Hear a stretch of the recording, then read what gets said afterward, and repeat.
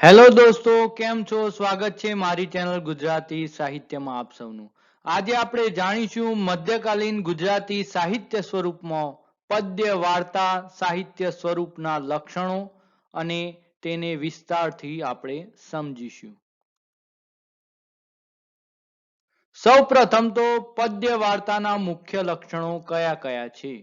લોકકથાત્મક વસ્તુ, કૃતિ પ્રબંધનું સ્વરૂપ, દુહા ચોપાઈનું માધ્યમ, કથા કથાનું આકલન, વિશિષ્ટ પાત્ર સૃષ્ટિ, આડકથા, સમસ્યા, વ્યવહારબોધ, સાધારણીકરણ, વર્ણન, વાતાવરણ, ચમત્કાર, ગીત, હેતુ એનો છે મનોરંજન અને સાક્ષી શ્લોકો.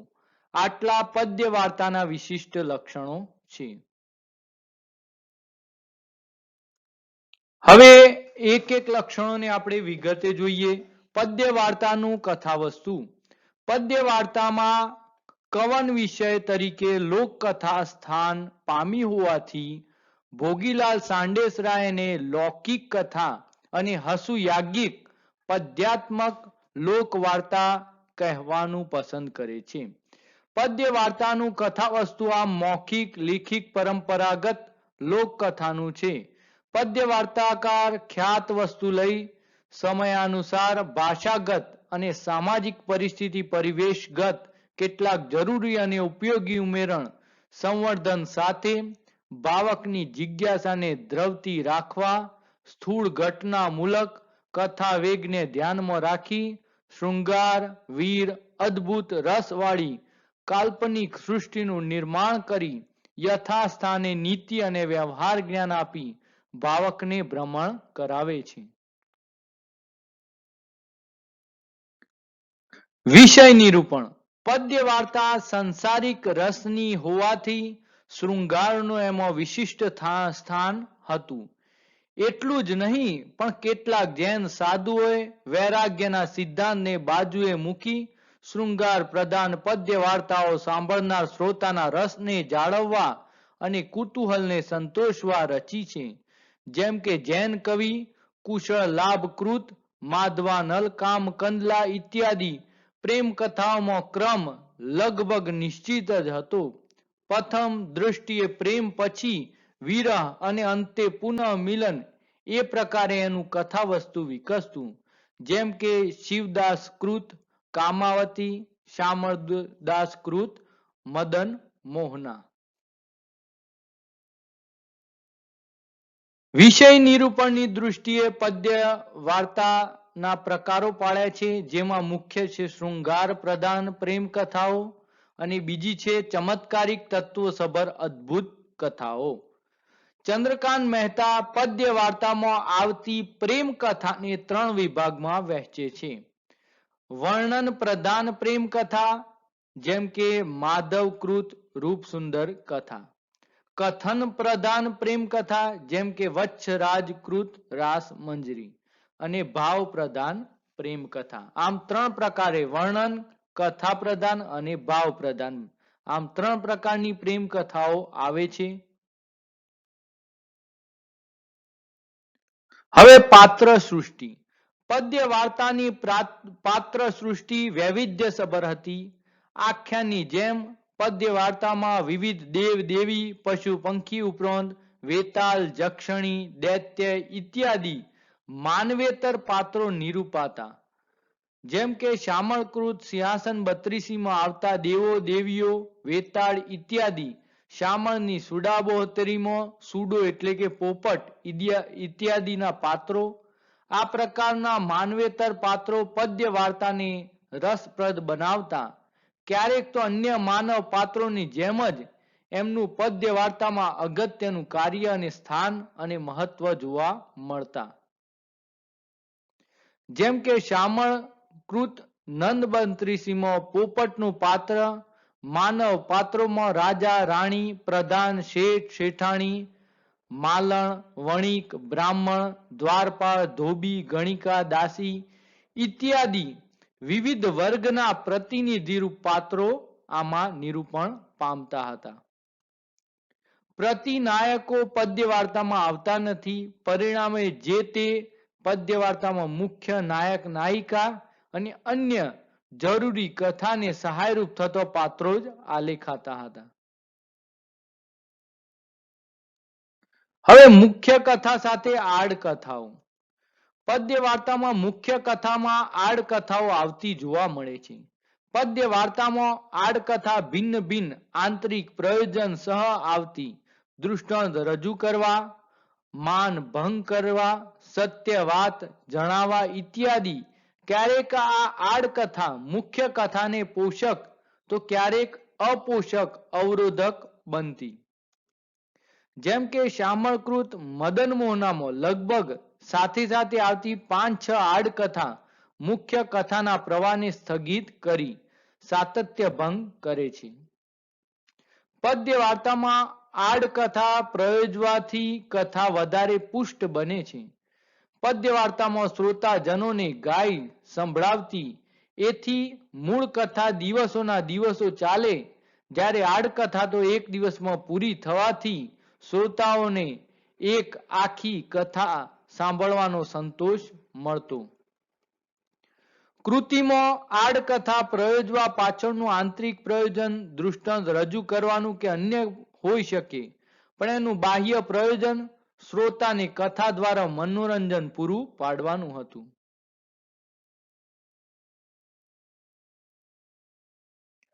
સુભાષિતો નીતિબોધ.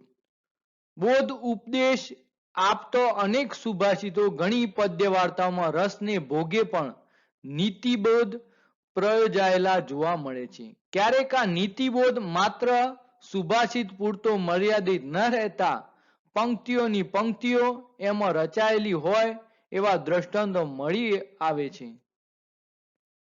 મધ્યકાળમાં સુભાષિત દ્વારા ઉપદેશ આપવાની બે પદ્ધતિઓ જોવા મળે છે. એક, ક્યારેક એક પાત્ર બીજા પાત્રને નીતિબોધ આપતું હોય, જેમ કે નંદબત્રીસીમાં પોપટ રાજાને અનીતિ આચરતા રોકવા નીતિબોધ આપે છે. તો નંબર 2, ક્યારેક પદ્ય વાર્તાકાર પોતે જ શ્રોતાઓને સીધો ઉપદેશ આપે છે, જેમ કે નંદબત્રીસીમાં અંતે આપેલી પર સ્ત્રી સંગ ત્યાગ અંગેનો નીતિબોધ. પ્રથમ પ્રકારનો ઉપદેશ પદ્ય વાર્તામાં પાત્ર વચ્ચેની વાતચીતમાં ઠેર ઠેર જોવા મળે છે. બીજા પ્રકારનો ઉપદેશ પ્રસંગ કે વાર્તાના અંતે જ બહુધા જોવા મળે છે. પદ્ય વાર્તાકાર પોતે સમાજચિંતક લોકચિંતક હોય શ્રોતાઓને અનીતિ અને પાપાચારના દૂષણોથી દૂર રાખવા નીતિબોધ વણી લે છે.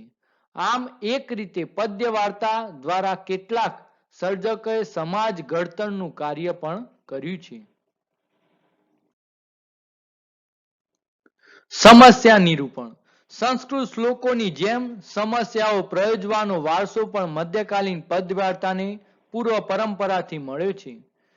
પદ્ય વાર્તામાં સમસ્યા પ્રયોજવાનું બાહ્ય પ્રયોજન શ્રોતાઓને બુદ્ધિમત્તા પૂરી પાડવાનું મનોરંજન કરવાનું હતું. ક્યારેક નાયિકા પોતાની સમસ્યાનો જવાબ આપે તેને જ પરણવાની પ્રતિજ્ઞા કરતી, જેમ કે નયન સુંદર રૂપચંદ કુંવર રાસ શામળકૃત ચંદ્ર ચંદ્રાવતી. ક્યારેક માત્ર સમય વ્યતીત કરવા નાયક નાયિકા પરસ્પર સમસ્યાની આપ-લે કરતો, જેમ કે વીરજીકૃત કામાવતીની વાર્તા. ક્યારેક સામાન્ય બુદ્ધિ પરીક્ષા માટે એનો ઉપયોગ થતો, જેમ કે હીરાનંદ કૃત વિદ્યા વિલારા પવાડો. આમ સમસ્યા નિરૂપણ વારંવાર પ્રયોજવામાં આવતી હતી.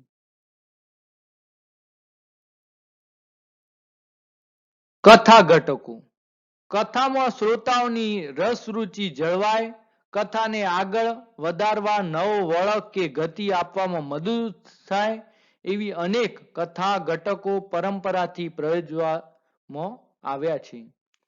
પદ્ય વાર્તાકારનું પ્રયોજન શ્રોતાઓને મનોરંજન પૂરું પાડવાનું હોય તેઓ કથા ઘટકોનો છૂટે હાથે ઉપયોગ કરતા. પદ્ય વાર્તાકાર કથા ઘટકને પરંપરામાંથી લેતો, પણ એ તૈયાર ચોકઠા કે માળખામાં રંગપૂર્ણી પોતાની સૂઝ શક્તિ અને ઔચિત્ય પ્રમાણે કરતો. કથા ઘટકો બે પ્રકારના જોવા મળે છે: અનુભવજન્ય અને કલ્પનાજન્ય. અનુભવજન્ય કથા ઘટકો વાસ્તવિકતા સાથે સંબંધિત છે, તેમ છતાં એમાં કંઈક અસામાન્ય રહેતું જોવા મળે છે. જેમ કે પ્રેમીને બદલે ભળતા સાથે અજાણે નાસી જતી પ્રેમિકા, બળાત્કારનું આળ, નાયકની બદલીમાં મિત્ર સૂળીએ ચડવા તૈયાર, સગર્ભા પુત્રવધુ પર કુલટા હોવાનો આળ અને તેનું નિવર્સન વગેરે. કલ્પનાજન્ય કથા ઘટકોને કાલ્પનિક ચમત્કારિક ઘટનાઓ, તત્વો કે અલૌકિક પાત્રો સાથે સંબંધ છે. આ પ્રકારના તત્વો અસામાન્ય અને કપોળ કલ્પિત હોવાથી ખાસ રસપ્રદ અને ધ્યાન આકર્ષક જોવા મળે છે. જેમ કે અમરફળ, ચમત્કારિક રત્ન, ચમત્કારિક ગુટિકા, જાદુઈ પક્ષી હૃદય, પરકાયા પ્રવેશ વગેરે અદ્ભુત આ કથા ઘટકો જોવા મળે છે. તત્કાલીન સમાજ. અન્ય મધ્યકાલીન સાહિત્ય સ્વરૂપની જેમ પદ્ય વાર્તામાં પણ તત્કાલીન સમાજ પ્રતિબિંબિત થતો જોવા મળે છે. પદ્ય વાર્તા કાલ્પનિક હોય, એમાં જે સમાજ જીવન નિરૂપાય છે એ મોટે ભાગે તો પરંપરાગત જ છે.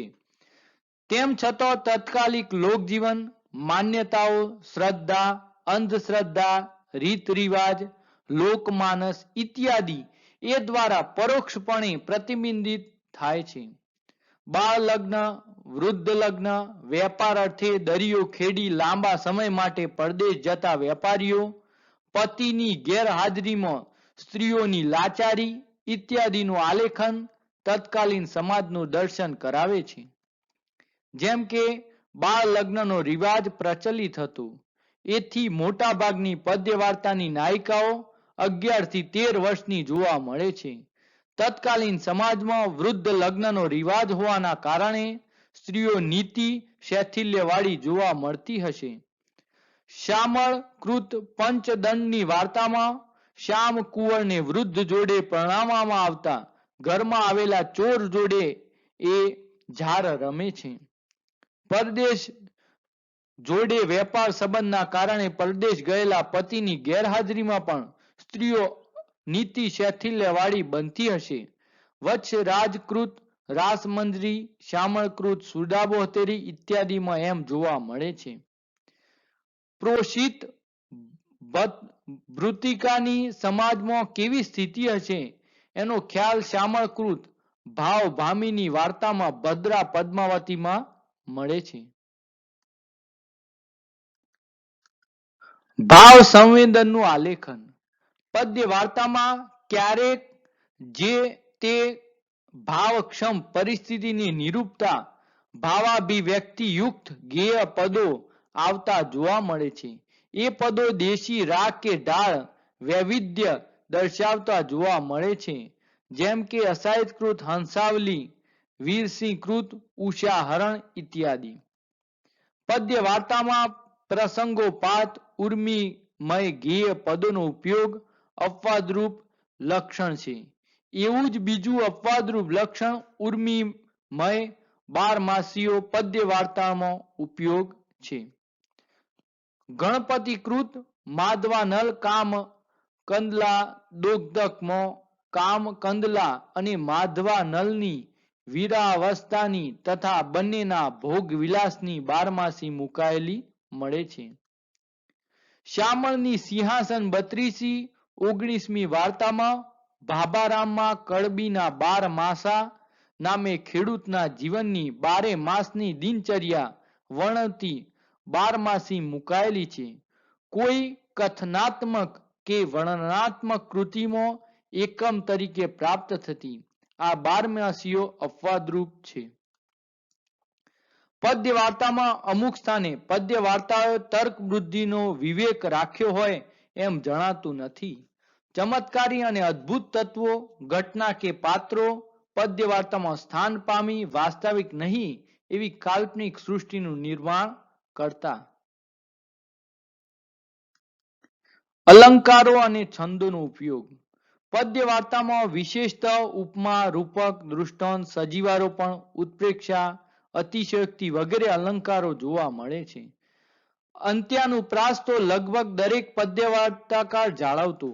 આમ અર્થાલંકારો અને શબ્દાલંકારોનો ઉપયોગની બાબતે પદ્ય વાર્તાકાર કોઈ ખાસ વૈવિધ્ય કે નવીન્ય દર્શાવ્યું નથી. આ પાછળનું એક કારણ એ હોઈ શકે છે કે પદ્ય વાર્તાકારનો હેતુ કાવ્ય તત્વ સિદ્ધ કરવાનો નહોતો. એના માટે પદ્ય તો માત્ર પોતાની કથા વાર્તા કહેવાનું સાધન જ હતું. પદ્ય વાર્તાકારોએ મોટા ભાગે માત્રામય છંદોનો જ ઉપયોગ કર્યો છે. તેમાં પણ દુહા, ચોપાઈ, સોરઠા અને છપ્પા મુખ્યત્વે જોવા મળે છે. ક્યારેક કુંડળિયા, છપ્પા, મનહર, કવિત ઇત્યાદિ છંદો પણ જોવા મળે છે. દુહાનો ઉપયોગ મુક્તક તરીકે, સુભાષિત કે સમસ્યા માટે થતો. ચોપાઈનો ઉપયોગ વાર્તાના કથનાત્મક તત્વ માટે થતો. છપ્પાનો ઉપયોગ મુક્તક તરીકે, સુભાષિત કે સમસ્યા ઇત્યાદિ માટે હતો. ક્યારેક પદ્ય વાર્તામાં માત્રામય છંદોની સાથે સાથે અક્ષરમેળ છંદો પણ પ્રયોજાયેલા જોવા મળે છે. બાહ્ય બંધારણની દૃષ્ટિએ પદ્ય વાર્તા. બાહ્ય બંધારણની દૃષ્ટિએ પદ્ય વાર્તાને મુખ્ય બે વિભાગમાં વિભાજિત કરી શકાય. એક છે સ્વતંત્ર એકમરૂપ પદ્ય વાર્તા અને બીજું છે અનેક કથાઓમાં બનેલા વાચિકી કે કથાગુચ્છ રૂપ પદ્ય વાર્તા. આમાંથી પ્રથમ પ્રકારની પદ્ય વાર્તા સ્વતંત્ર, સ્વાયત્ત અને સ્વયં પર્યાપ્ત હોય છે. સંસ્કૃત, પ્રાકૃત, અપભ્રંશમાં અનેક સ્વતંત્ર કથાઓ મળે છે. જેમ કે કાદંબરી, તરંગવતી, તિલકમંજરી ઇત્યાદિ. મધ્યકાલીન ગુજરાતી સાહિત્યમાં પણ આવી સ્વતંત્ર પદ્ય વાર્તાઓ મળે છે. જેમ કે હંસાવલી, રૂપસુંદર કથા, કપૂર મંજરી, વિક્રમ ચરિત્ર, રાસ, કામાવતી, પદ્માવતી ઇત્યાદિ. આ સ્વતંત્ર એકમરૂપ પદ્ય વાર્તામાં બે વિભાગ પાડી શકાય. એક સાદી કથા અને એક સંકુલ કથા. સાદી કથામાં પદ્ય વાર્તાકાર એકાદા કથા વસ્તુને ચુસ્તપણે વળગી ચાલે છે, તો સંકુલ કથામાં એક મુખ્ય કથામાં અનેક આડકથાઓ આવતી હોય છે, જેથી એની સંકલ્પના સંરચના સંકુલ બને છે. પદ્ય વાર્તામાં અંતે વળી અન્ય વર્ણનાત્મક પદ્ય સ્વરૂપની જેમ ફલશ્રુતિ આવતી હોય છે. સંસાર રસ ધરાવતી પદ્ય વાર્તામાં પણ ક્યારેક આ પ્રકારની ફલશ્રુતિ જોવા મળે છે. તો ક્યારેક પદ્ય વાર્તાની ફલશ્રુતિમાં પત્ની સુખ, પુત્ર પ્રાપ્તિ, સંસાર સુખ, મિલન સુખ, વિજોગ ટળે જેવી ફલશ્રુતિ આવતી હોય છે. આ પ્રકારની ફલશ્રુતિમાં જો આવતી હોય તો રાસ અને આખ્યાનની ફલશ્રુતિ કરતો પદ્ય વાર્તામાં ભિન્ન પડે છે. વાસ્તવમાં તો સંસાર રસની પદ્ય વાર્તામાં રાસ અને આખ્યાનની જેમ ફલશ્રુતિ મહત્વનું અંગ ન હોવા છતાં ધર્મ સંલગ્ન સ્વરૂપને અનુસરી કે પરંપરાને અનુસરી ફલશ્રુતિ પદ્ય વાર્તામાં આવતી હોવાનું જણાય છે. હવે કવિ પરિચય અને રચના સમય. પદ્ય વાર્તામાં ફલશ્રુતિ બાદ ક્યારેક સર્જક પોતાની મિત્તાક્ષરી, આત્મપરિચય, ગુરુનું નામ, વાર્તાની રચ્યા તિથિ, રચના સ્થળ, સર્વ મંગલની કામના, કવિ તરીકેની વિનમ્રતા, જૈન હોય તો ગચ્છની વિગતો ઇત્યાદિ પ્રગટ કરતો જોવા મળે છે. ચંદ્રકાંત મહેતાએ પદ્ય વાર્તાનું યોગ્ય મૂલ્યાંકન કર્યું છે. એમાં સરળતા તથા સાદાઈ હતી, છતાં ગ્રામ્યતા નહોતી. એ વાર્તાઓમાં કામ અને કામી જનોનું પ્રાધાન્ય હોવા છતાં એ જુગુપ્સાકારક કે અશ્લીલ નહોતી. એમાં આખ્યાન, રાસા વગેરે ધાર્મિક સાહિત્યની અસર હોવા છતાં એ સાહિત્ય સ્વરૂપમાં ધાર્મિક વાતાવરણ, શિસ્તતા કે નીતિના રૂઢ નિયમો નથી. એમાં આદર્શ હોવા છતાં વાસ્તવિકતા હતી. એમાં જનતા કે જીવન જીવતી અને જે જીવન જીવવા માંગતી તે બંનેનું પ્રતિબિંબ હતું. મોટા ભાગમાં મધ્યકાલીન પદ્ય સ્વરૂપો લોકજીવન સાથે સંકળાયેલો જોડાયેલા જોવા મળે છે, પણ એ સર્વમાં પદ્ય વાર્તા લોકજીવન, લોકમાનસ, લોકકલ્પના અને લોક સમુદાયની સૌથી વધારે નિકટનું સાહિત્ય સ્વરૂપ છે. પ્રસ્તુત કરતા doctor Shabbir Ali ji Bhatt. Thank you for watching this video. મિત્રો, આવા વધુ વિડીયો જોવા માટે મારી ચેનલને સબસ્ક્રાઇબ કરો, બેલ આઇકન દબાવો, જેથી તમને તુરંત નવા વિડીયો મળી રહે. અન્ય સાહિત્ય સ્વરૂપ વિશે જો જાણવા માંગતા હોય અથવા તો ગુજરાતી સાહિત્યકારોનું જીવન, ગુજરાતી સાહિત્યકારોનું સર્જન અને ગુજરાતી સાહિત્યને લગતું તમામ મટીરિયલ જાણવા માટે મારી ચેનલની મુલાકાત લો. એના ઉપર દરેક ગુજરાતી સાહિત્યને લગતું તમામ મટીરિયલ અવેલેબલ છે. Thank you for watching this video.